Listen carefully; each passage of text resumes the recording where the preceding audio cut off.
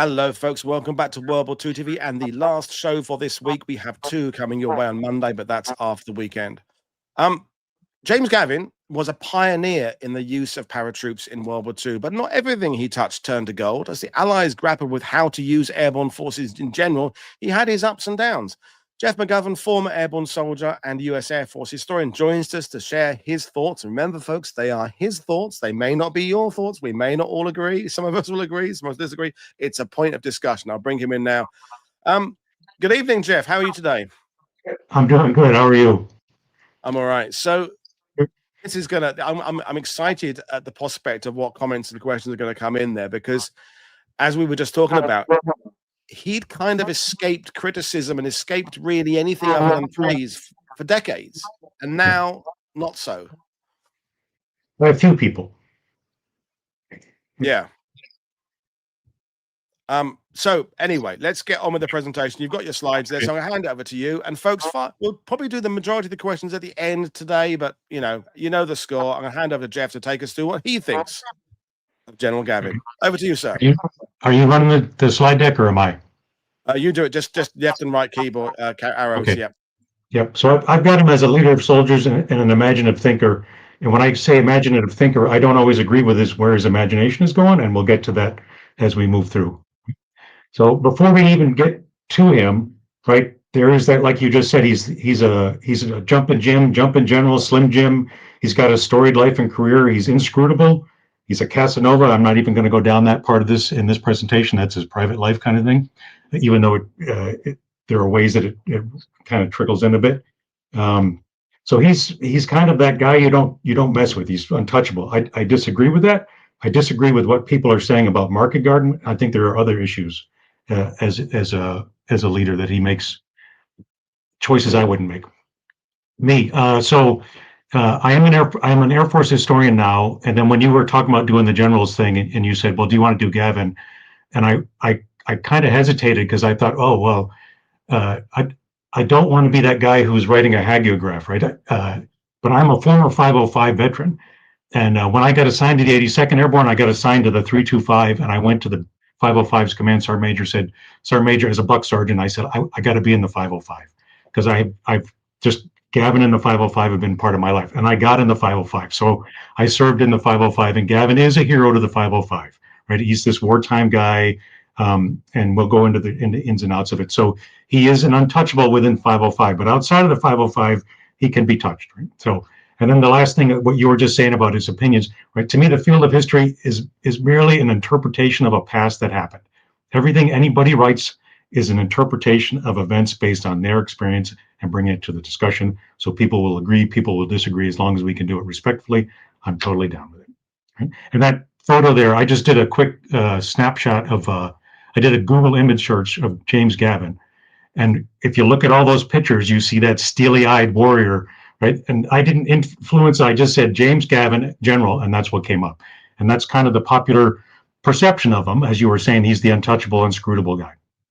Right? So before we get to his wartime stuff, I thought I would just run through kind of his background. Born in 1907, he's given up for adoption in 1909, and he's adopted by this Gavin family in Mount Carmel, Pennsylvania. Pretty poor economic situation. Gavin has basically spent his life looking for his real birth parents. Thinks he found his mom, but not his dad. And he's got a tough life growing up. Basically, he's working for the family. His mother's an alcoholic, abusive, physical, I'm not sure, but emotionally, definitely. Father kind of protected him to a certain degree, but the father wasn't very strong either. To the point where when he's 17 years old, he says, I'm out of here. And so he leaves the home. They weren't going to let him continue with school. There's a variety of issues, and he wanted to continue education. And he heads to New York City. And whether intentional or not, he ends up at a U.S. Army recruiting station. He lies, and he gets enlisted in April 1924, and here he's off in his Army career. He's sent to Panama with coastal artillery from 1924 to 1925. And there's a picture of him on the right-hand side in the upper part. Is the private James Gavin. And he had the luck of having good NCOs. First Sergeant and some other senior NCOs saw something in him and said, you know what, you've got to push yourself, and let's see if we can't get you into West Point. Now, he didn't have a high school degree, diploma. He was a smart guy. He could read well. He was apparently a good thinker, critical thinker. And so they put him through some prep courses for it. And then he ends up getting into West Point. And he's in West Point from 1925 to 1929. He graduates with the class of 1929. And that's his class picture on the right-hand side there. And he had apparently visions to be a pilot. So first place he goes is to flight school, which he washes out of. And out of that, it's in California, I believe. And then out of that, he requests to go to the 25th Infantry, which was the African-American unit at Camp Douglas, Arizona, which is a border unit, which is really remote. And he gets quickly bored because it's a different time that the border conflicts are kind of wound down, right? He gets sent to Fort Benning and then Fort Sill, 32 to 36.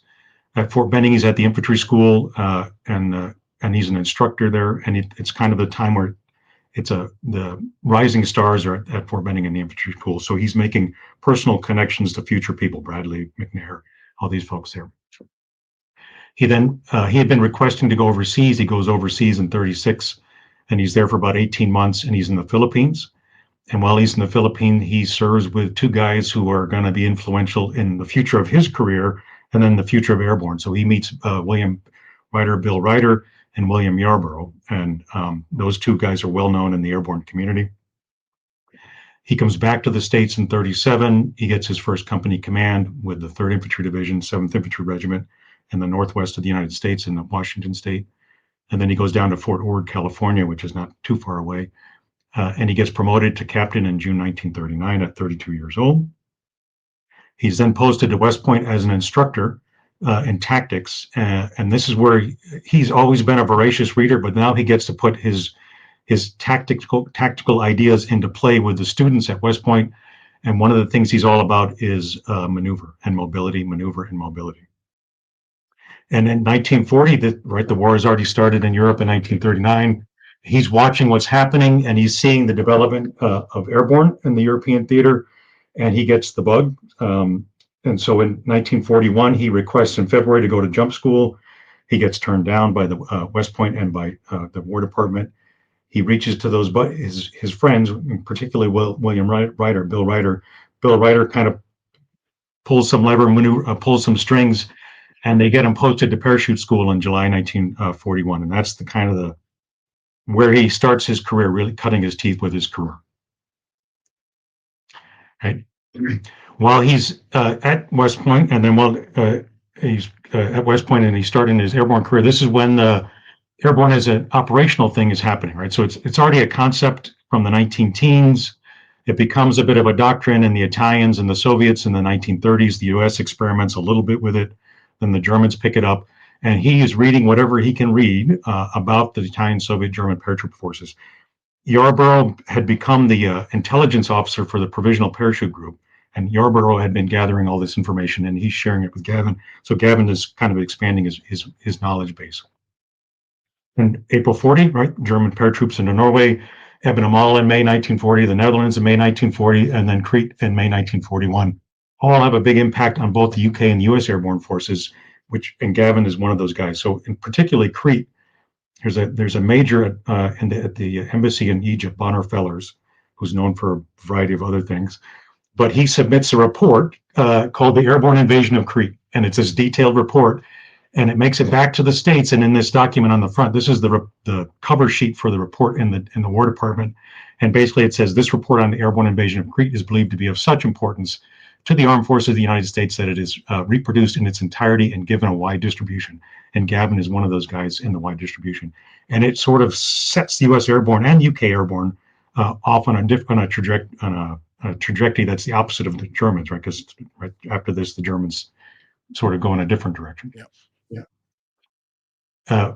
After jump school, he gets assigned to the Provisional Parachute Group, and particularly he becomes company commander of C Company 503rd Parachute Infantry Battalion, and his battalion commander is the guy Major Sink, who is going to have a different career in the 101st in the future.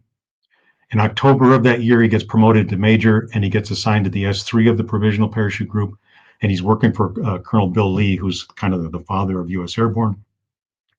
And Ryder's there, Yarborough's there, and they basically convince Lee that this is a guy who's up and coming, and we need to put him to work.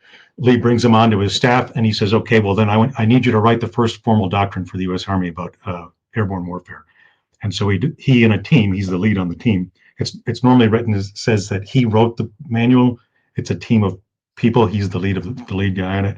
FM 3130, Tactics and Techniques of Airborne Troops. That is the first formal doctrine within the U.S. Army about what does it mean to be airborne. And it's early enough that if you can see the table of contents on the right, part 1 is called air landing troops, and then part 2 is parachute troops, and you can see where he spends most of his time, right? It's with the parachute troops. At that time, they didn't have gliders yet. There was a concept about glider operations, but what they were envisioning more was parachute troops come in, seize an airfield, and then airplanes bring in troops and they air land them.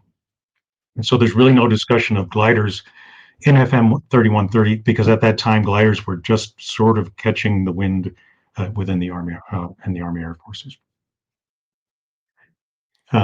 While he's there, he gets sent off to a condensed Command and General Staff School, which is the U.S. Army's way of getting an officer prepared to be at the divisional level on the division staff or division command. It's an abbreviated one because the war starts, so he's in and out of there pretty quick. He returns back to the Provisional Parachute Group, which is now called the Airborne Command. And one of his tasks is to develop the table of organization and equipment for a U.S. Airborne Division. And so he's sitting at the table telling folks what does the future of airborne looks like, which means that parachute and glider ratio. So what do you have for paratroops and what do you have for glider? And he is mostly of the mindset that it's paratroop, and what the glider do is bring in the heavy equipment. Right? And so he's at odds with General McNair, who's head of the Army Ground Forces, and McNair says, no, it's glider, paratroopers is the minor stuff. Paratroopers open the base or secure the area, and main forces come in with gliders. And so there's a bit of a tug and play going on there. McNair, because of who he is, wins the argument, and an airborne division is going to have 2 glider regiments of infantry and 1 parachute infantry regiment. In August of that year, he's given command of the 505th Parachute Infantry Regiment, which was a brand new regiment. In September, he's promoted to colonel. And then in February of 43, the 505 gets assigned to the 82nd. And while he's the regimental commander, he really cuts his teeth on, and he gets his guys to be, what is a paratrooper? And what a paratrooper is aggressive, independent, and just tough, right? And he leads from the front, and he's the one who kind of develops the attitude of first one out the door is the commander, and the last one to eat is the commander.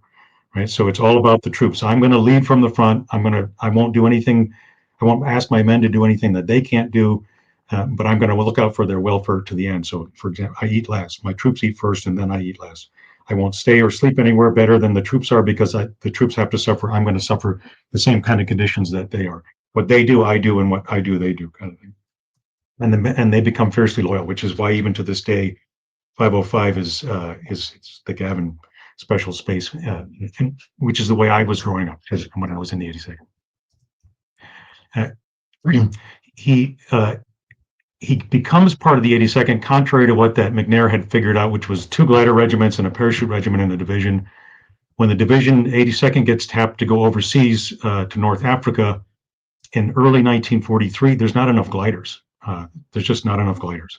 And so to send a whole division over, they pull one of the glider infantry regiments, the 326th, out of the 82nd, and they replace it with a parachute infantry regiment, which was the 505, which was at Bragg in Ridgeway. The 82nd Airborne Commander had already met Gavin and seen him in action, so he takes on the 505, and then they're off to their overseas fight. And one of the things about Gavin from a young age was enlisted an officer. If you ever see a picture of Gavin, he's always looking sharp. Even if he's in a field uniform, he looks well put together. And that was essentially, I believe, purposely done as in his mind as a leader. I've got to look sharp for my men because if I expect them to be sharp, I've got to be sharp. And so you can see in any picture that he's in, he's just a sharp looking guy. Right? Husky's going to be the first combat operation for the U.S. Airborne Forces, and he's still the commander of the 505th. Ridgeway, there's not enough airlift. Right. I'm not going to go into the details of Husky or Avalanche. We'll just talk about kind of Gavin's role in it. Ridgway, the 82nd Airborne Division commander, picks Gavin to lead the first jump in. It's going to be the first time a regimental size operation has ever happened in combat. And he pluses him up. So he's got the 505, he's got the 3504, and he's got the 376 Parachute Field Artillery Battalion. And it's going to send him into Husky. And the idea is to land behind the beaches and help secure the beachheads so that to stop German reinforcements from or counterattack coming down to the beach. And as most people who know Husky go about Husky, it goes sideways very quickly for a variety of reasons.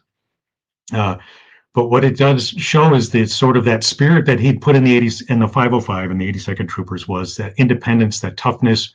Everybody knows what their mission is for right. So it's kind of whatever the mission is brought all the way down to the bottom. So every private in a way knows what every other private or platoon or company is going to do. So that if you are stuck somewhere else, you know that there's some kind of mission to go ahead and follow on. And that's essentially what happens in Husky is that he starts picking up guys, he's a misdrop, and he starts picking up paratroopers as he heads towards where the division is primarily supposed to be. And he's meeting other troopers that come there. And eventually they get to a place called Piazza Ridge, or Gavin gets to a Piazza Ridge with the 3505 and stragglers from other units, and they manage to stop the Hermann Goering Panzer Division from reaching the beachhead. And it's a knockdown, drag out in the day, open, exposed territory.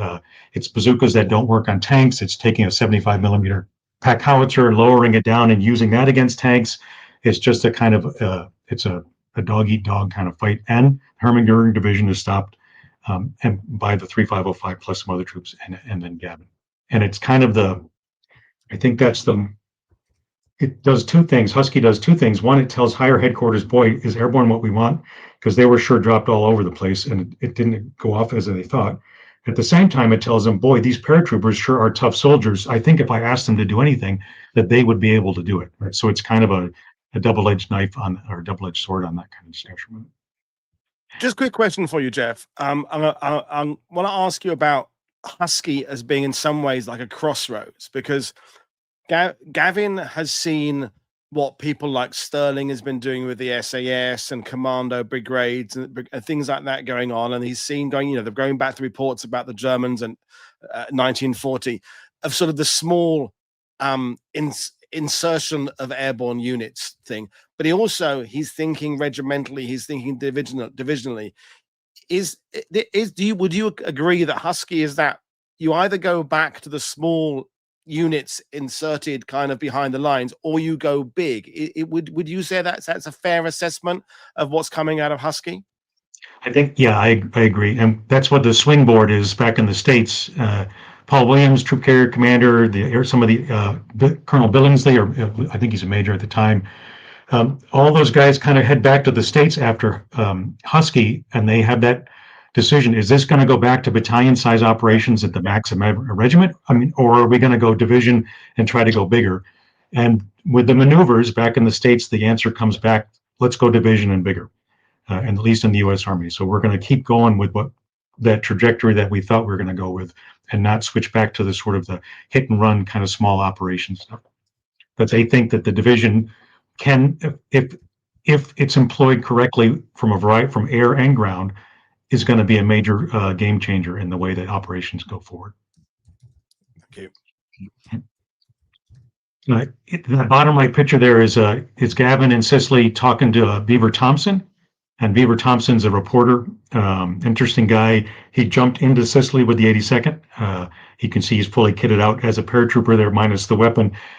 Gavin's a savvy guy. He knows that good press gets attention, and it gets people to be on his side. So he has Beaver come in with him, and Beaver writes up a really unusual, neat guy. He writes up positive stories about the 82nd and the 505 in particular. And so when all those discussions are going on, and also in the press, they're saying, no, the 82nd, the paratroopers, look at what they can do. Right. So he's a savvy guy, and he's going to spend the rest of his life knowing how to use the press to his benefit, or to his soldiers' benefit. The guy in the top there in the center, that's General Ridgway. That's his division commander. There is discussion in the U.S. airborne world that there's the Ridgway guys and there's the Bill Lee guys. Bill Lee is the father of airborne. he gets it kicked off. Ridgway comes into it because he had been the assistant division commander of the 82nd. And when the 82nd was decided to become airborne, and his commander Bradley left, and so he takes over the 82nd, and then it gets converted to airborne. Ridgway is 4. He goes to jump school. He makes a jump, but he's not one of those diehard kind of paratrooper guys. Gavin is. So there's a little bit of a difference between the two on how they envision the division. And I think Gavin has a paratroop focus, and I'll talk about that later. Ridgway has a division focus, and one of those ways you can tell is when they're in the States, before they go overseas, the soldiers wear cap badges on their hats, which was unique to the airborne. And they wore a parachute or they wore a glider.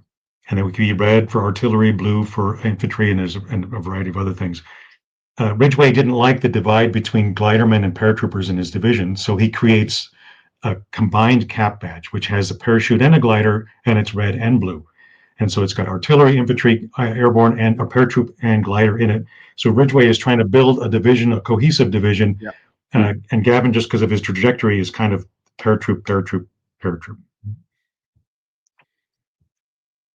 Avalanche is the next operation, or giant, depending on whatever how you want to look at it, which was the first time they used Pathfinders. So out of the Sicily jump, Rebecca Eureka had already been used. They tried to use it in North Africa for the 2nd, the 503rd.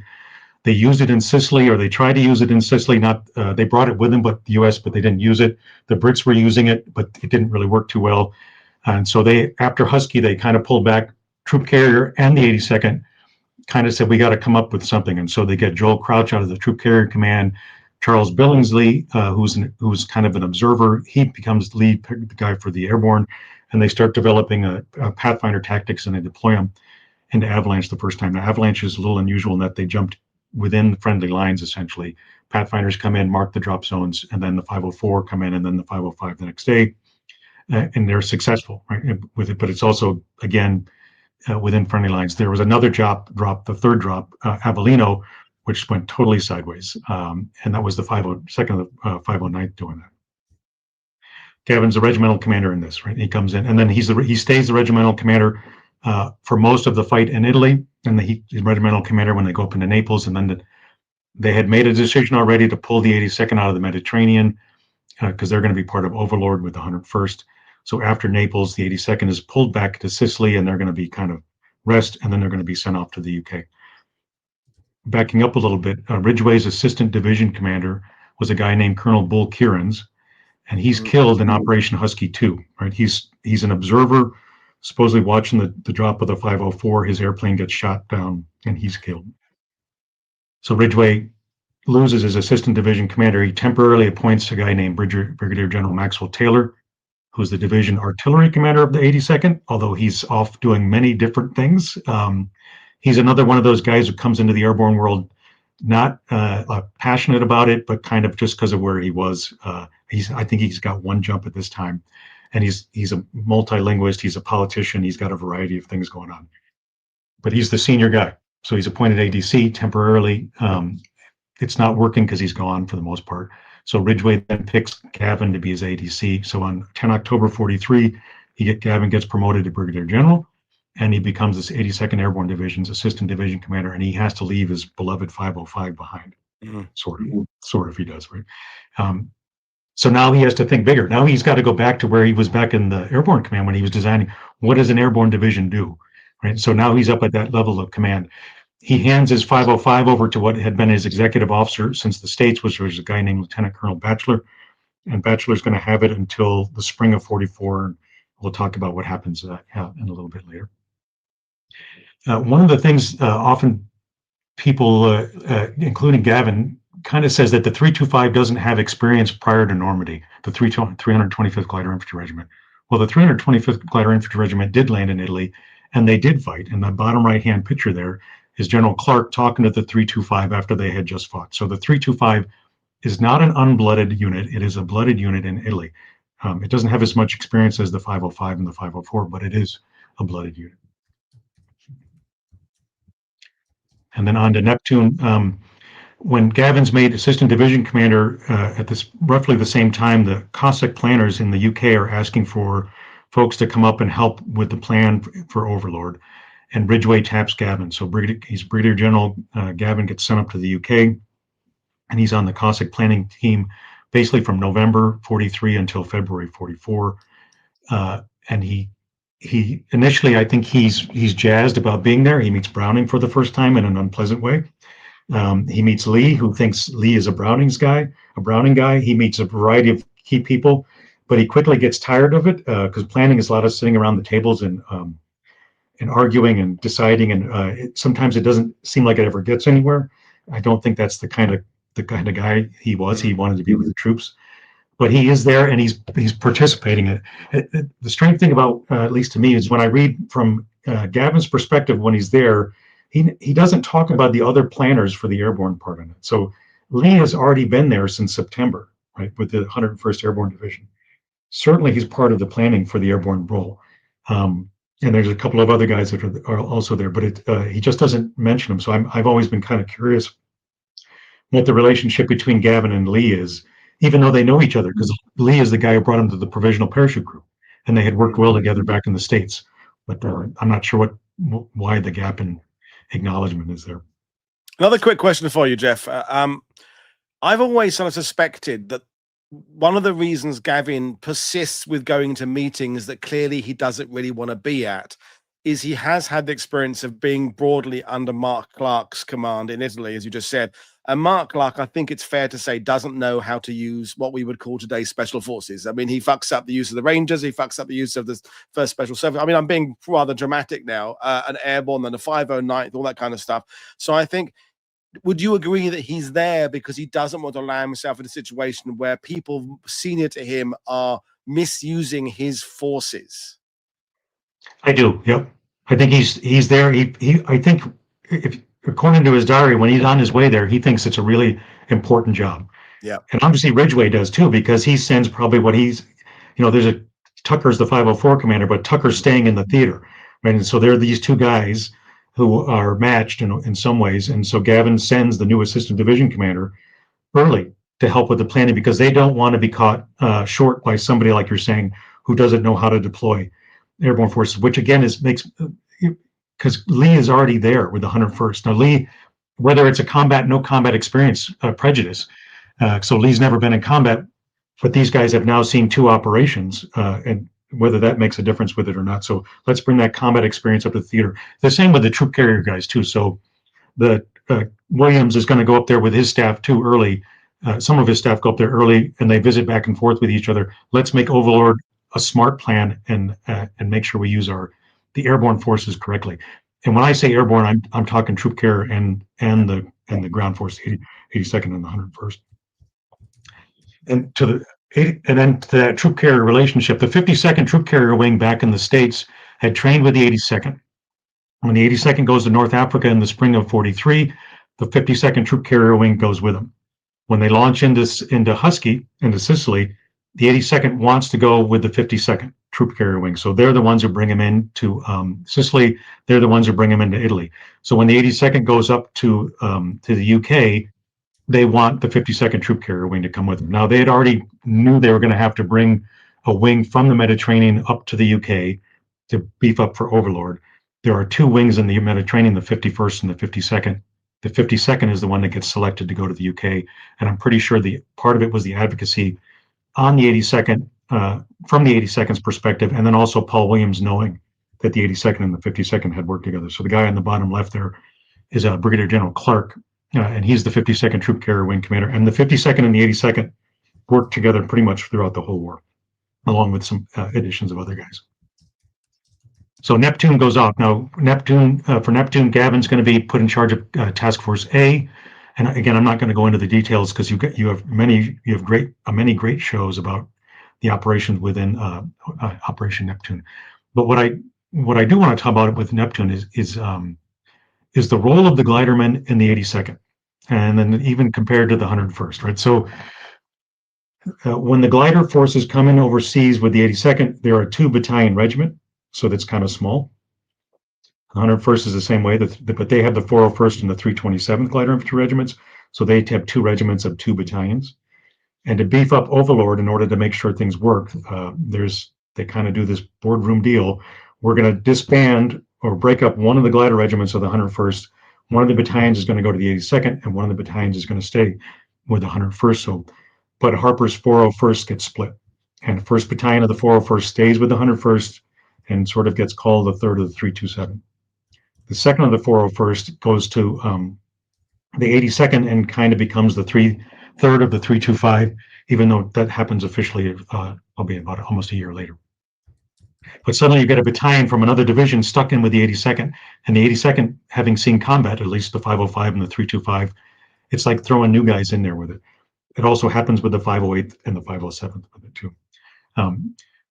But Gavin is the assistant division commander, and Ridgway is the division commander. Again, I think they have two different ideas about what paratroopers are and what glidermen are capable of. I think Gavin, I would say right through his life, underestimates glidermen. And we'll get this fight here. I have a map here. This is the fight for the 3rd of the 325 or the 2nd of the 401st, crossing the causeway at Lafayette and Kokani, and then working their way Lemute, I think. Lemute, yeah. Yeah. And Gavin in his 1978 book On to Berlin, he says the 50 exactly. And if you read the section, he's I just put mine away. He basically just denigrates the 325 in the fight, and he basically says Ray and the 507th and these other guys saved the day. If you read Slam Marshall's 3rd of the 325 after action report, it's a very different story. And that map is from that report, right? So Marshall is this Army historian, if folks don't know, and he's got good and bad reputation, right? But basically his team would do, his team would sit down with a unit, NCOs and officers enlisted sometimes, after the battle, and he would pull them all, the team would pull them all together and ask them what happened. And they would discuss with each other, and the Army historian would pull it all together. And then once they left the interviews thing, they would go and compare it to other interviews. And then they would write up small action stories. And Marshall would use them for various things, sometimes for other things.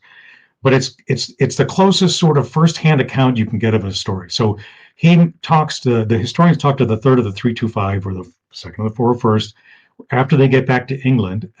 And he has they pull in these discussions, and they go talk to the 507th guys, the 508th guys, 505 guys, the senior commanders, and they pull all this report together. And in this report on the 3rd of the 325, pushing across the Lafayette Causeway into Kokani and up to Lemute, that it's a very different story than almost anybody else tells, particularly Gavin in his 1978 book and then other stories. Right, it's 9th of June. They've got to get the causeway. The 505 was there. The 507th is there now. 90th Infantry Division is right there. They have to get this causeway because it's one of the few places you can cross the Mer de Ray and get your armor across to get across the peninsula, the Cotentin Peninsula, and cut it off so German forces can't get in or can't get out.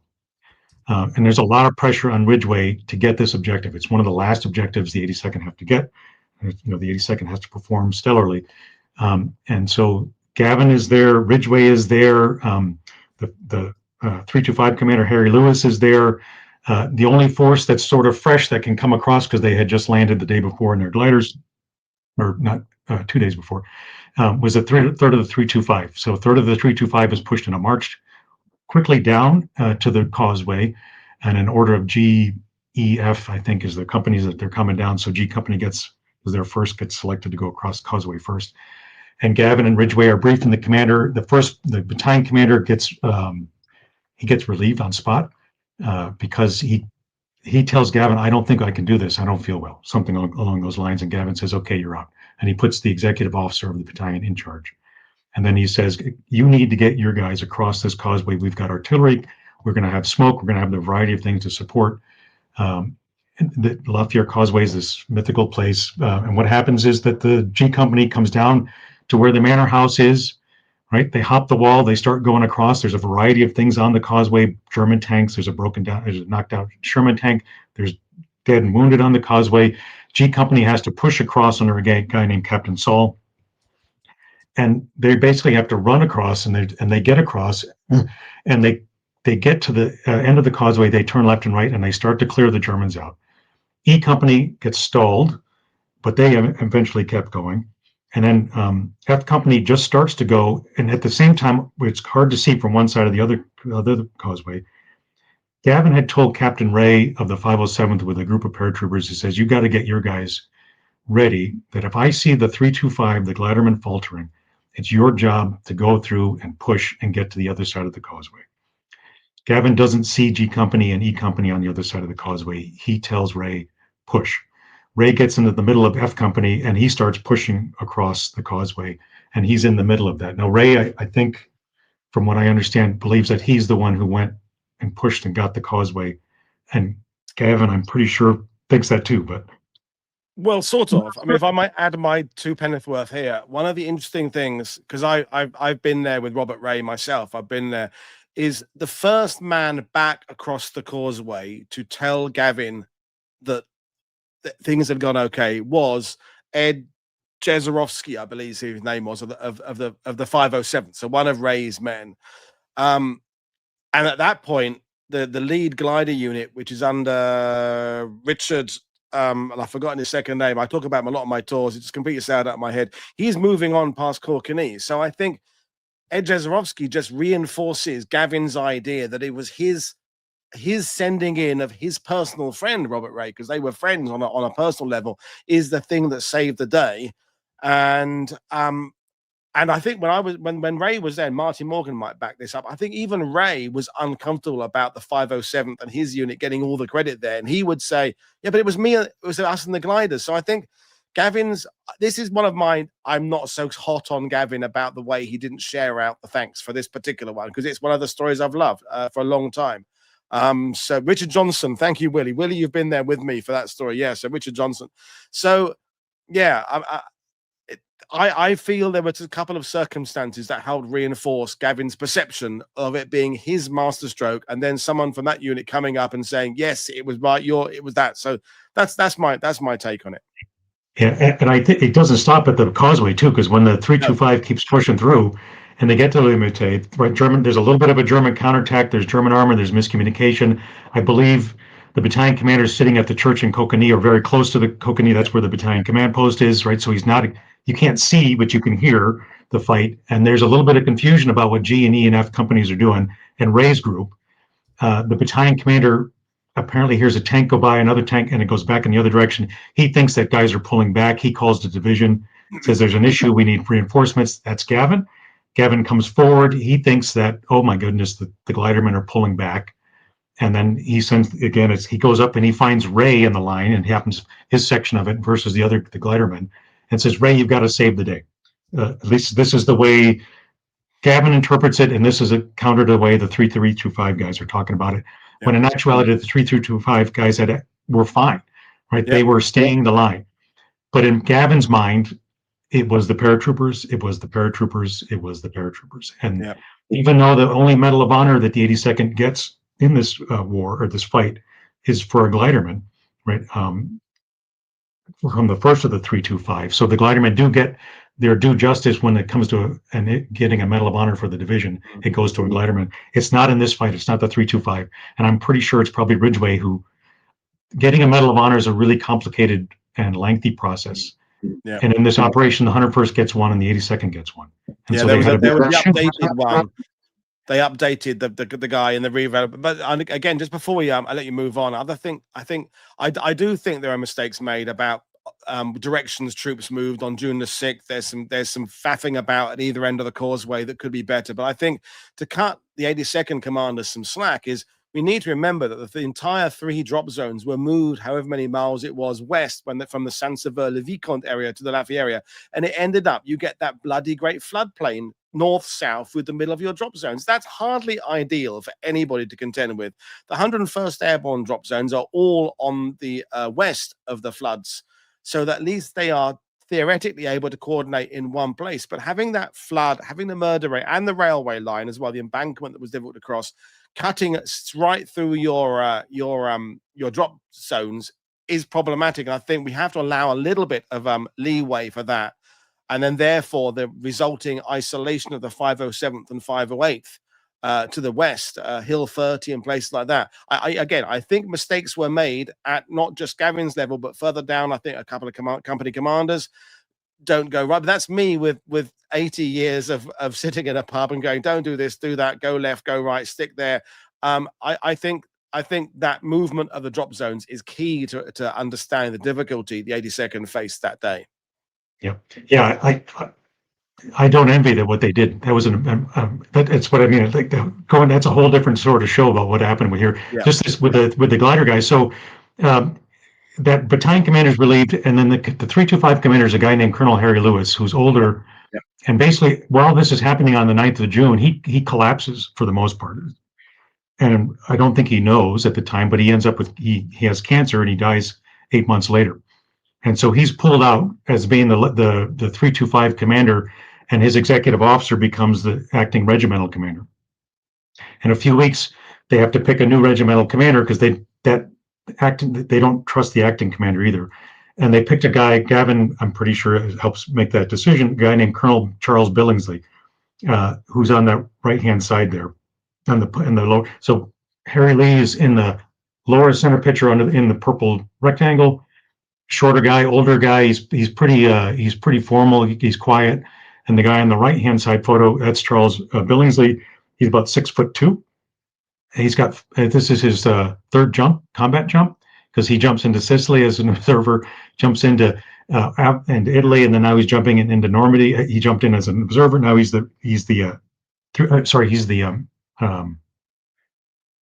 Tucker's executive officer, I think, right? So they make him the 325 commander. They don't pick a glider guy. They pick a paratrooper and Gavin also had ideas that when I get the 325 back to the UK, I'm going to send them to their jump school. I need to make these guys tougher if they want to be part of the 82nd Airborne Division, which is different than the way the 101st deal with their glidermen. Right? It's two different divisional ways of dealing with it, and I believe it's due to the leadership of the divisions with it. So Billingsley now becomes the regimental commander for the 325, who's not a glider guy, right? And he's this big, towering, powerful guy. I think he's picked for a variety of reasons. One is he's capable, he has experience, but I think also just his physical presence is supposed to make an impact to it. Good point. Yeah. And then one of the other things that I think Gavin, in this battle as the assistant division commander, I believe he's really confident in his abilities to do almost anything that's put in front of him. Because in this battle, where is he during this battle? He's down with the 508 Chef Dupont. He's up here at La Fière. He goes to he's all over in the battle space. And so he's moving throughout wherever he thinks he needs to be. That's where he's going to go. And so I think, in a good way, thinks he can make a difference. But also in a bad way, you got to have faith in your subordinate commanders to be able to execute the mission. Granted, it's chaotic, and as you were saying, drops were all over the place. Units weren't in regular formations. So he is in the middle of this fight, and he tries to put himself everywhere, which I think is going to come into play in Market Garden. Gavin gets a division, right? Between Normandy and then the jump into Holland, a plan that had been going on for a while in the European theater. They create the first Allied Airborne Army under a guy named General Brereton. So they bring troop carrier and airborne forces and ground airborne forces into one unit. And in doing that, they elevate General Ridgway to become the commander of the 18th Corps Airborne. And he's got the 82nd, the 101st, and the 17th Airborne Division initially. And with him elevated to Corps commander, now they need a replacement at the 82nd. Ridgway recommends Gavin. And I don't think he would have recommended Tucker, because I think he thinks Tucker is a fine combat commander, but not necessarily a guy who can handle sort of the administrative side of it. So Gavin gets his division on 16th of August, 1944, and he's now the 82nd Airborne Division. So he gets, that plan that he had put into place back when he was Airborne Command. What does an Airborne Division do? And thinking about through the doctrine, now he gets to put that division into play. What he doesn't do, and this is what I think is probably the biggest mistake on his part, is that he doesn't appoint an assistant divisional commander. All right. And so what an assistant division commander does is, when the commander's not there, the ADC acts on behalf of the commander, and he can make in theory, the same decisions as the commander can make. So if it's a large battle, the commander's in one part of the battle space, the assistant division commander's in a different part of the battle space. It makes the division, they're supposed to work with each other, trust one another. And he's not the division commander when it comes to certain ultimate decisions, but he's supposed to be able to represent the division commander when he's needed. And it's absolutely a key thing, right? So in the Normandy, General Pratt, who's the 101st Airborne Division commander, he gets killed in the glider landing. And so Taylor picks his chief of staff, a guy named Higgins, Colonel Higgins, and he appoints him almost immediately as the assistant division commander. And then he's got General McAuliffe, who's the division artillery officer. McAuliffe is senior to Higgins.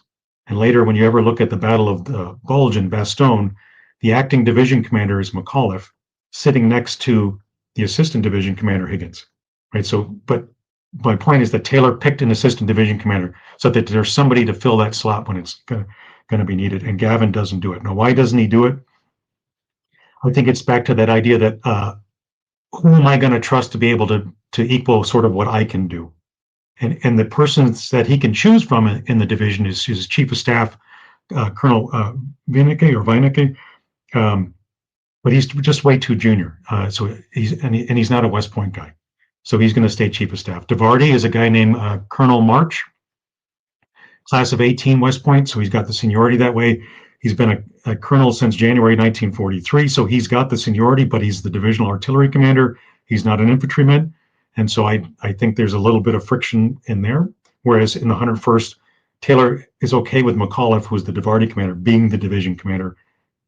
Gavin is not comfortable with the DeVardy commander being the division commander.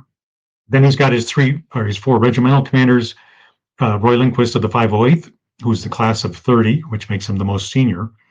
And he's a colonel since March 43, again, the most senior colonel. And then he's got Tucker with the 504, who's the second most senior. And then Ekman and Billingsley, 505 and 325, are the next two senior guys. And one is West Point earlier and one is a colonel earlier. And why does class count and why does colonel count? Because seniority plays a role. And in the West Point world, the senior guy in the West Point world normally just automatically will be the senior guy. Even though you may be more talented in the following on year, the class ranking makes a difference. It's kind of a frat boy world with it. So Roy Lindquist, in theory, should become the assistant division commander. He's the senior guy from West Point, and he's the one who's been the colonel the longest. But Gavin doesn't like him, doesn't trust him. He thinks he's a great admin guy, but he doesn't think he's aggressive enough to be a paratrooper regimental commander. Right, and eventually he's going to send Mark Alexander over there to help kind of beef things up. And so he's not going to pick Lindquist to be the assistant division commander. Tucker would be great, except that Tucker, and I think is to Ridgway and Gavin, is not a guy who knows how to run things except a fight. And so they think he's a great fighting officer, but he's not going to be the guy who needs to run the paperwork side of the house and keep track of it. Ekman and Billingsley, they're just too junior to the other two guys. Right? Ekman only takes over the 505 in March of 1944 when he replaces Batchelor, who had replaced Gavin. Batchelor had made a faux pas of he went to see his mistress while the soldiers were in the field. And to Gavin, that was the end of it. Gavin had his own mistresses, but when the soldiers are in the field, he's in the field. And Gavin just didn't put with that, so he replaced him with Ekman, who came from, I believe, the 508.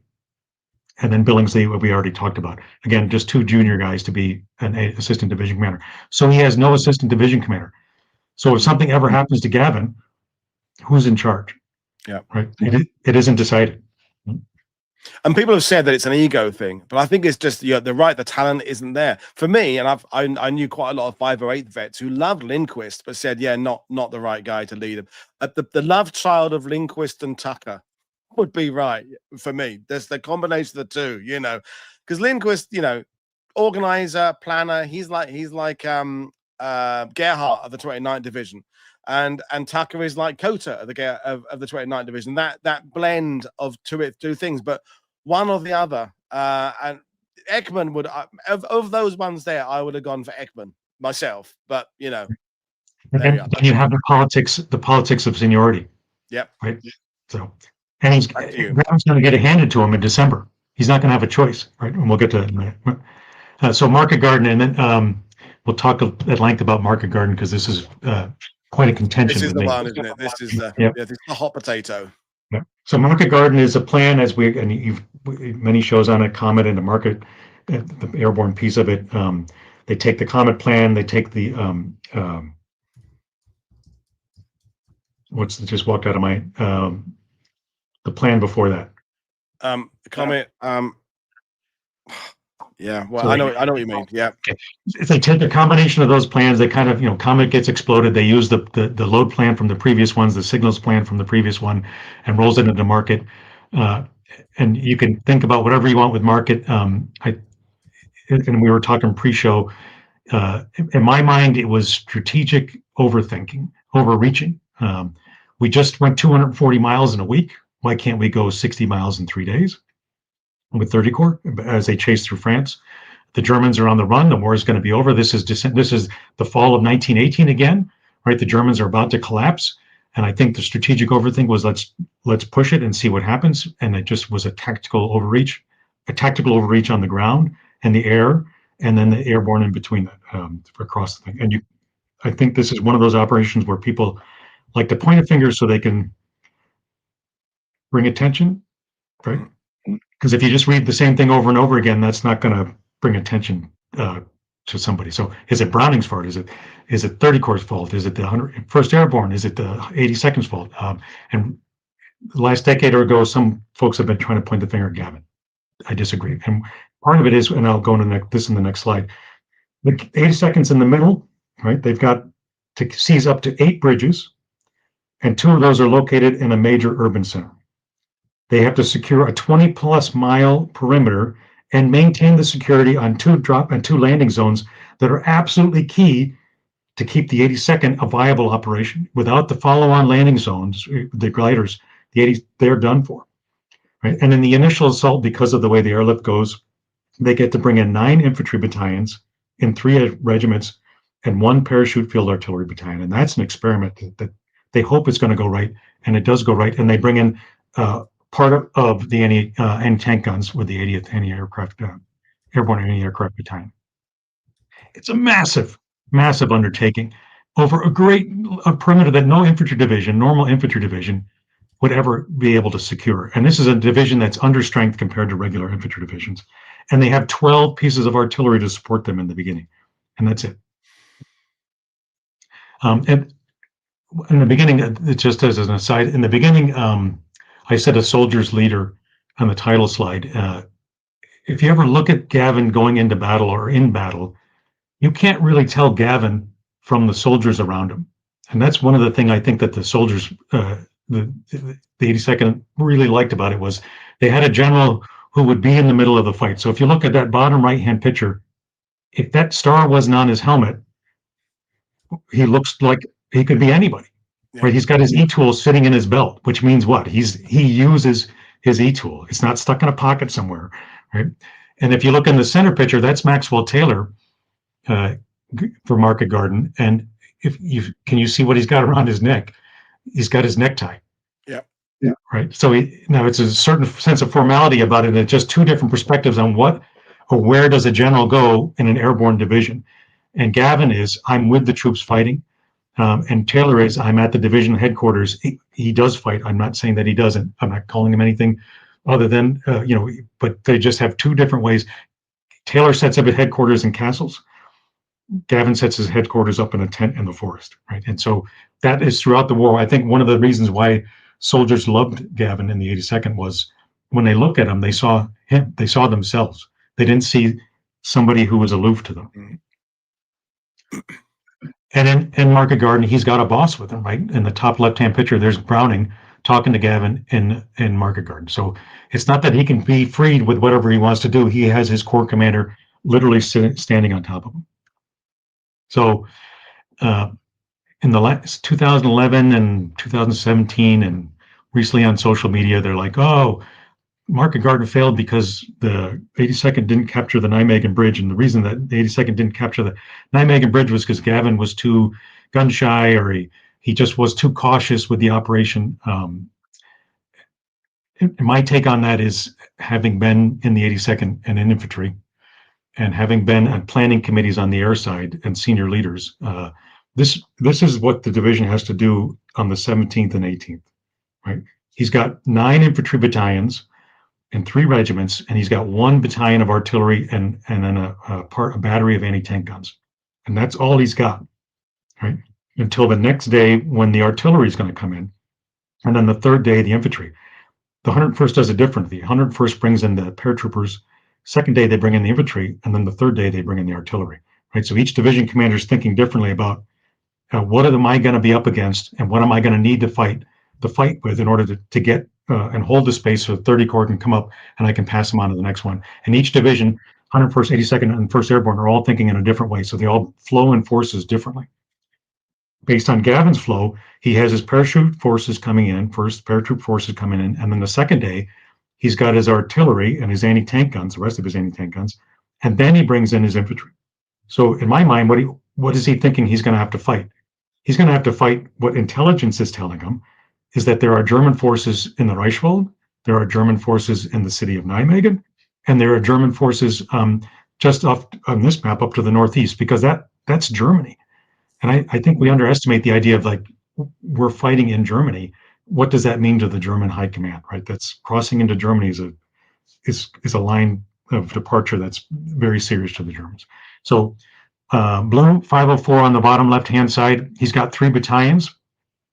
One battalion is going to deal with one of the longest bridges in Europe, which is at the Grave Bridge.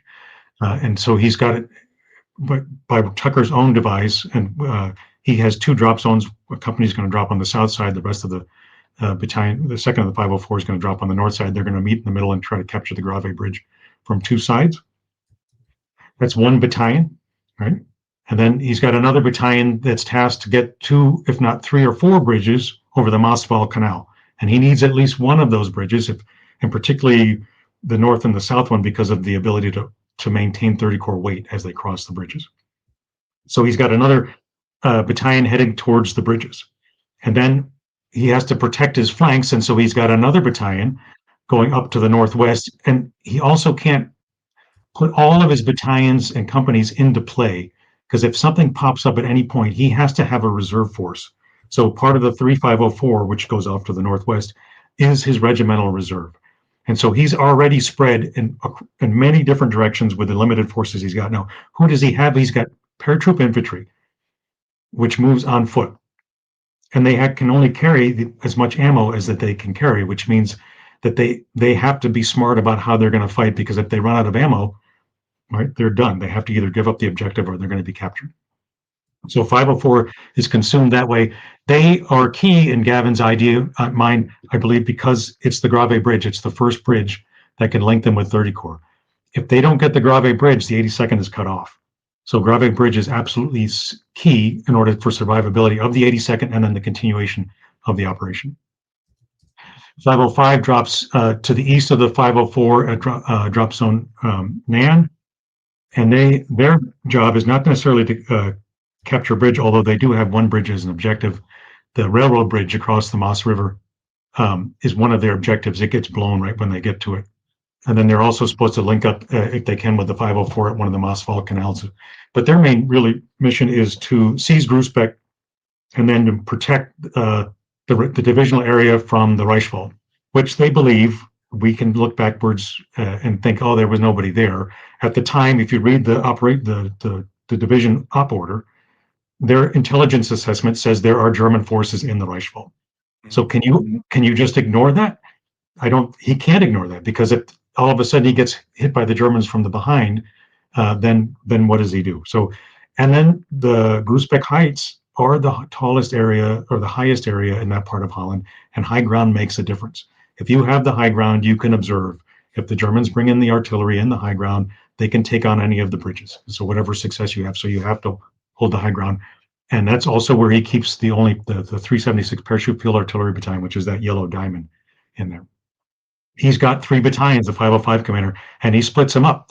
And there are a couple of main roads coming out of the Reichswald into the Nijmegen area, and basically he spreads them out from right to left or left to right, the battalions there, and he keeps 1 battalion partly in reserve, again, because he has to have the ability to react, and he sends part of that reserve battalion off to the Mossfall Canal bridges to connect with the 504.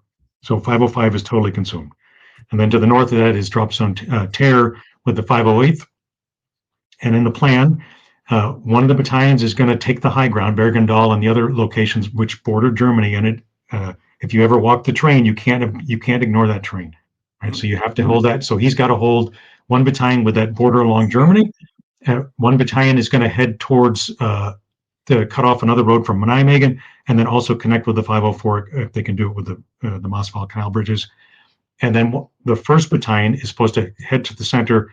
Once they secure the high ground, their mission is to go to Nijmegen and try to get the road bridge in Nijmegen on the 17th. And so all three regiments are fully occupied with the thing, and they do attempt to get the bridge on the 17th. Abel and Baker Company of the 508th make their way towards Nijmegen. Unfortunately, they go through the city. G Company of the 508th also makes their way towards the bridge. They're slower, but essentially there's a battalion strength headed towards the bridge on the evening of the 17th, the morning of the 18th. And so that when they get there, there may have been very few soldiers there on the afternoon of the 17th. And then you can go into the 9th SS Reconnaissance Battalion rolls down. And then the commanders in Nijmegen are smart guys. They start to pull the NCO school together. They bring the Luftwaffe anti-aircraft guns together. And so they know they can't defend the city. So what do? They build around the railroad bridge and the road bridge, with basically sending German forces into the city kind of as triggers, right? Tripwires. And so that if anybody starts working into the city, they're going to hit those initial small pockets of German soldiers, slow them down, alert the German forces that airborne forces are on their way. So the Germans start building their defenses almost immediately around the road bridge and the rail bridge as this virtual battalion starts to move down there. It's just not enough. They can't. Abel and Baker Company cannot break through to the bridge. George Company gets close, but they can't get through, and they start running out of ammunition. That's the 17th into the 18th, and then on the 18th, the Germans are starting to react around the perimeter in the 508th sector and then the 505th sector, and they start pushing. Now, are they really strong forces? No. Are they ad hoc forces? Absolutely. But you don't know that when you're the American commander. All you know is that I Company is being hit pretty hard, and that I Company in the 08th is being hit pretty hard. So what do I have to do? Because I know it's coming in the late morning. It's supposed to come in the late morning. It's going to come early afternoon. Is all my artillery and gliders. And if Germans have control of the landing zone, and I have no way of speaking to the glider forces, that means they're going to land right in the middle of the German forces, and there goes all my artillery. And so he has to protect the landing zones. So in order to bring on those follow-on forces on the 18th, because those guns are going to make or break the day for the 82nd. So he pulls 1st Battalion back, and G Company comes back from trying to take the road bridge over Nijmegen in order to protect the landing zones. And then follows on the 19th. They're going to make another effort, because by now 30 Corps comes up and they push for the road bridge. And that's again another whole series of episodes. And I know you've covered that in other things. The normal critique is that this critique by a few people is that Market Garden failed because Gavin wasn't aggressive enough to go get the Nijmegen road bridge. And I just don't buy that argument. If you actually sort of bring it down to what are the companies and the battalions occupied with doing, is there actually enough force to be able to go get the road bridge along with all the other objectives? Yeah. And my take on it is no. Do they attempt to do it? Yes. Is there enough force to get to the bridge and seize it? No. Even if they got the bridge, I don't think they would have been able to hold the bridge, because if forces get to the bridge, you still have to have resupply. The 508th S4, their supply piece is up by the drop zone. And so in order to be able to bring the munitions down to the bridge, you'd have to get through the Germans that are already in the city. And so I just don't think it's a viable critique that Gavin wasn't aggressive enough, and the reason Market Garden failed was because they didn't get the road bridge. That's my take on it. Okay. I just want to jump in and give my thoughts on that. I mean, I think Jesse just summed it up quite well, referencing James and Al. As James and Al said in one of their early shows, it was a sudden burst of machine gun fire in the dark that stopped the first advance. Talk about a sliding doors moment. And I think, you made the point, Jeff, about the intelligence giving the threat of the Grosbeek Heights. But we of course, now with post de facto understanding of it, we now know, as you said yourself, there were far less Germans over in that area than intelligence believes. So now, armed with that information, we can move forces differently on the maps, but that's not the situation he was in at the time. He's in a situation with the information to hand right now. And when you were saying about the various groups moving through Nijmegen towards the bridge, I'm thinking immediately of exactly the same thing happening however many miles north it is in Arnhem with the 3 routes towards the bridge there. And that's, as you said, the nature of this operation was it was planned pretty swiftly. There's a lot of things going. Everyone's being tasked with probably too many things, and I think, as you say, it's easy to point the finger at various people, and people have been doing it for 81 years. It's just I'm grateful that you're giving your version of this, because it's really cool. So that's my 2 pence on that. Back to you, sir. Okay. And then my big critique of Gavin in this is there's no assistant division commander. The following days, right? He's actually engaging in firefights.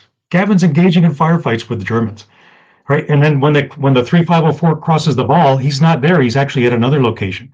He's got his chief of staff at Champion, Maine, which is the division headquarters. And Champion, Maine is Colonel Leidig's calling him saying, hey, there's something going on. Gavin gets in his Jeep and he's running all over the place. If he had an assistant division commander, that assistant division commander could help him deal with whatever's happening on the 19th, and particularly the 20th, and then the 21st. But he doesn't have one. If he had been killed or wounded and taken out of the fight, I think things would have unrolled a little differently. I'm not sure what direction it would have been in, but it would have been a different. Yeah, agreed.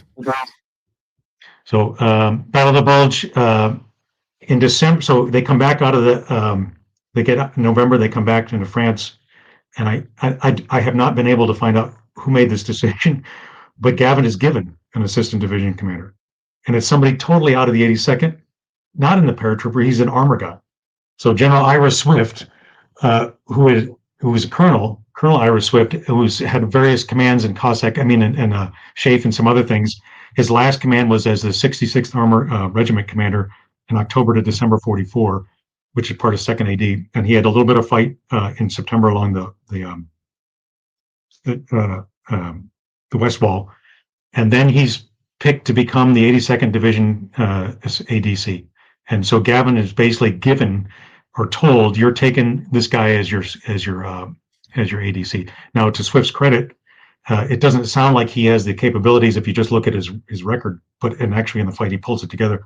And that's a picture of him there at the bottom there. And what does he get? He puts himself through jump school, and he's got jump wings, right? So he sort of buys into the idea that, okay, I'm in the 82nd and I'm the assistant division commander. And in the Battle of the Bulge, Gavin uses him like he should use him. And he puts in different parts of the battle, he has Swift take control of that section, and then Gavin takes that control of a different section. And so Swift functions as an assistant division commander should throughout the rest of the war with Gavin. But it wasn't Gavin's choice. I don't know if he knew him from before. I haven't been able to find that out or not, but apparently they did work together, and they worked well together. In the Bulge, Gavin had his one early chance of being a corps commander. Ridgway was in the UK at the time of the battle starts, and so Gavin becomes the acting commander for the corps, and he's the one who decides who's going where. 82nd moves out first, 101st follows. 82nd he has the 82nd funneled north, and the 101st ends up going into Bastogne. Ridgway was a little upset because he split his corps, but that's fine because I think Ridgway had bigger ideas about being a corps commander in the future anyways. So 82nd ends up on the north side, and then 101st ends up on the southern side of the battle space. To me, the 82nd's fight stopping 1st SS Panzer Division is probably should be paid attention to a lot more than Bastogne's fight. I'm not taking anything away from the 101st and Bastogne, but the northern shoulder and the fight with the 82nd and other divisions stopping 1st SS Panzer Division, I think that is one of the key parts of the Bulge, and it just doesn't get the attention I think that it should. 82nd comes out of the, because we're 8-10 there. One of the Twitters didn't show up. 82nd comes out of the Bulge. They're pulled back, and then they're put back in the fight, and they're moved into Germany. The top left picture was from the Blublin concentration camp. When they move into central Germany, it's not airborne anymore, right? For the 82nd or the 101st, they're now ground forces, and they're used as ground forces, and they're assigned to different corps, and so it's no longer that model of the 1st Allied Airborne Army with the 18th Airborne Corps it's now split up, right, as the war is coming to a close. 82nd goes off in a different direction towards Ludwigslust, and they liberate the Voblin concentration camp, and they come face to face with sort of the brutality of Nazi Germany. Once the war is over, they're sent into Berlin to be the sort of the guard of honor for a few months. And there was a bit of a fight, and this is where the PR piece comes into it. Was the army's going to downsize at the end of the Second World War? What divisions do you keep and which divisions do you inactivate? Somebody had decided to keep the 101st, which infuriated the 82nd. And Gavin, the PR guy, he has Barney Oldfield as his PR guy, who's a brilliant guy. Interesting, he wrote an autobiography. It's an interesting read on it. But Gavin knows how to use the press, and he has people in high places that he pushes. And eventually the 101st gets inactivated, and the 82nd is going to be kept as the post-war airborne division. And so success with that. So they go to Berlin, and they're kind of the guard of honor. They're face to face with the Russians, and so they show how good we are. And they have airborne operation demonstrations in Berlin, parachute and glider operations to show the Soviets their capabilities with it. The war's over, right? And what's the future for Gavin? Well, Gavin comes back to the States in January '46 with the 82nd. They marched to the ticker tape parade in New York, and then they go to Bragg. And what do you do with a Major General Gavin, who was cut his teeth as a paratrooper general, as a combat guy? Where do you put him in a post-war army that's downsizing quickly? Well, they just leave him with the 82nd. So he stays with the 82nd until 1948, because I don't think they quite knew what to do with him. And then they move him up to the 5th Army Chief of Staff, which was really a paper desk job. In that center photo there, that's Gavin as the Chief of Staff for the 5th Army, and he's meeting Paul Williams, who was going to be retiring here shortly. So, and you can see the smiles on their faces. They're quite happy to see each other, troop carrier and paratroop carrier. And then he's moved into something called the Weapons Systems Evaluation Group. And this is where that imaginative thinking happens, and I'm not at all at peace with it, which is let's use tactical nuclear weapons on the battle space. And that's how we're going to beat the Soviets. What we don't need are the giant strategic Air Force bombs that wipe out cities. What we need are small capability weapons, which can hit parts of the battlefield, and then we'll move in forces after that. And so part of that Weapons Systems Evaluation Group is a team imagining what will the future army look like, and what will wars look like in the future. And Gavin is all about nukes. And then he's moved into a NATO force in Italy for a job at Armed Forces Southern Army Forces South for a short time, and then he gets to become a corps commander, 7th Corps in Germany. And that bottom picture there has him as the corps commander, and his army commander, the 7th Army commander, is McAuliffe. And so they're old friends there. He comes back from Europe as the Army G3, which is operations. He gets moved into research and development, and then he's going to retire in 1958. In that last section, research and development, it was not a pleasant time for him, because this is the Eisenhower administration, and it's the rise of the Air Force and the Strategic Air Force and the shrinking of the Army.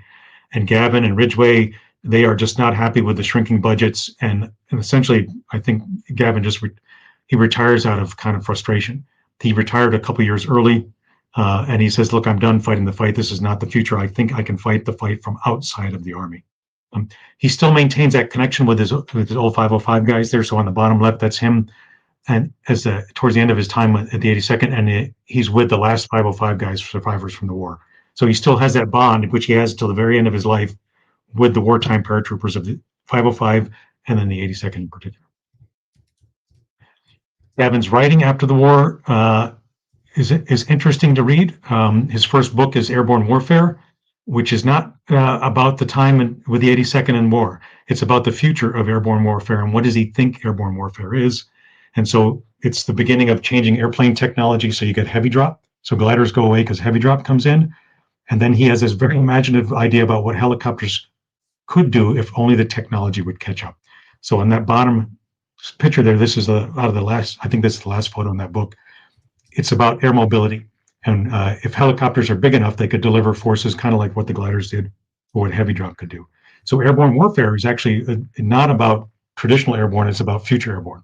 And if you look at that dust cover off the first issue, it's a jet flying in multiple directions kind of. And then he writes War and Peace in the Space Age in '58, and that's in that middle of that fight about what is the Army supposed to look like in tactical nukes. And again, it's not a memory of World War II's airborne. It's about the future of what war will look like. The left-hand side is the picture of the US release, which is him standing in front of the jets. And the right-hand side is the UK release of the book, which has a jet or missile on the, missiles on the cover of them. And in that War and Peace in the Space Age, this is how he envisions defending the world. This is just map one of defense of Europe. Basically, he's using nukes. He's okay with using nuclear weapons as a way to stop the Soviets from coming in. Not large yield, but small yield nukes combined with air mobility forces to be able to knock out the Soviets. And it isn't, and in 1968's book, Crisis Now, again, it's not about the past, it's about how can we help fix the country today, which is an interesting sort of 2025, 1968. And then his last book was On to Berlin in 1978, and that's the memory or the memoir of his time with the 82nd, which is well past the war, right? And that's where, for example, he really denigrates the glider guys at Kokanee and Lafayette. It seems bitter.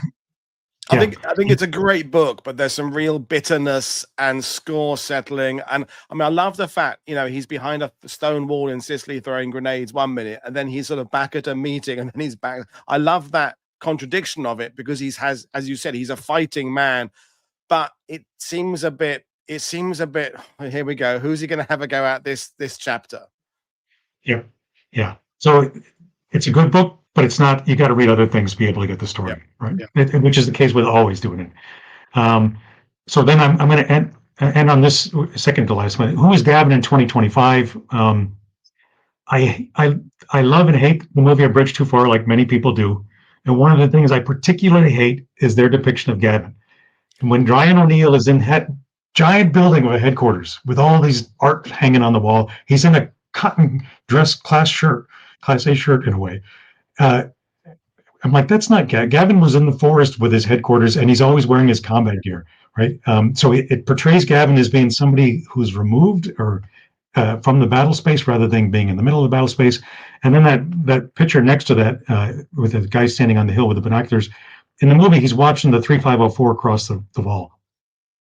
And in reality, he's back at Mook.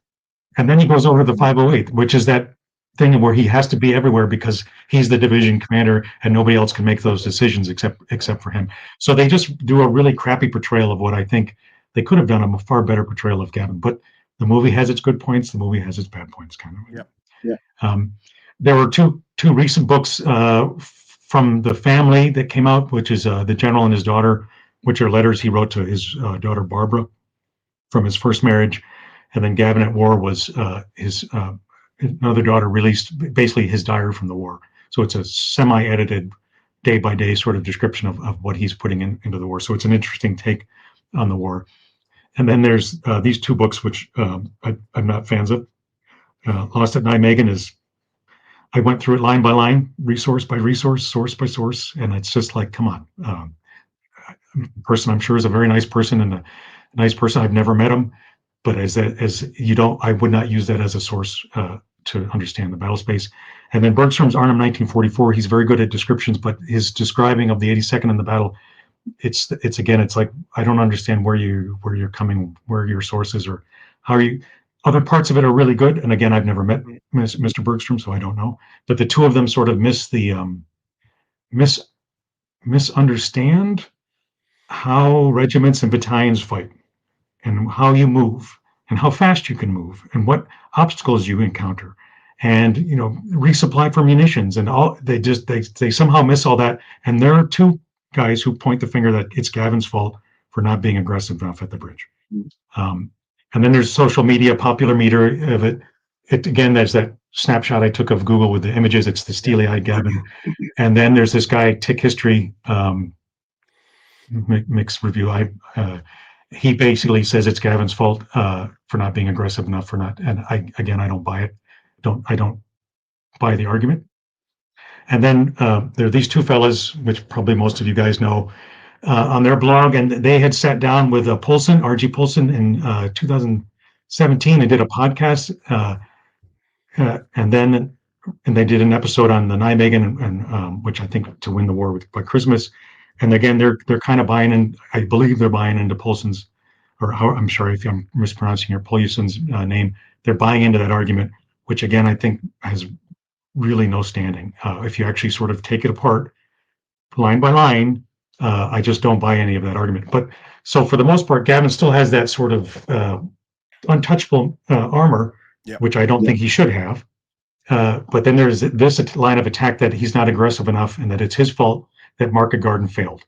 That I don't buy at all. There are other things that are problems with Gavin as a leader, but that is not one of them.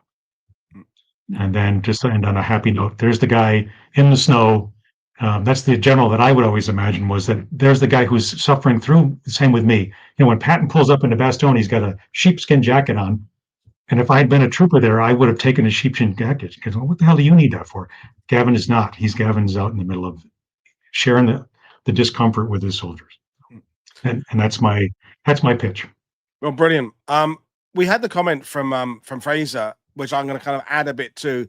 In what ways did James Gavin's personal leadership style, his willingness to share risk with the paratroopers, and his insistence on aggressive initiative shape his successes or failures? I mean, you've kind of covered that, but what I will add to expand on that is that by definition, there are way more NCOs and enlisted men in divisions than there are generals. And everyone, and I've got a whole shelf full of 82nd Airborne memoirs, 507, even 508, where the commanders and Gavin didn't get on well. The guys at the bottom just loved Gavin. And I think that fueled or helped fuel and keep his reputation there, keep his name in the press. And it's interesting, although I don't know there's its causation correlation, is that with the passing of the veterans, now the books start coming in, knocking him down a bit. And maybe he was buoyed along a little bit by that reverence that thousands of men under his command loved of him. And I think the other thing, I said this to you before going live, is that as a Brit, I am grateful, I think Jim and Al are as well, that the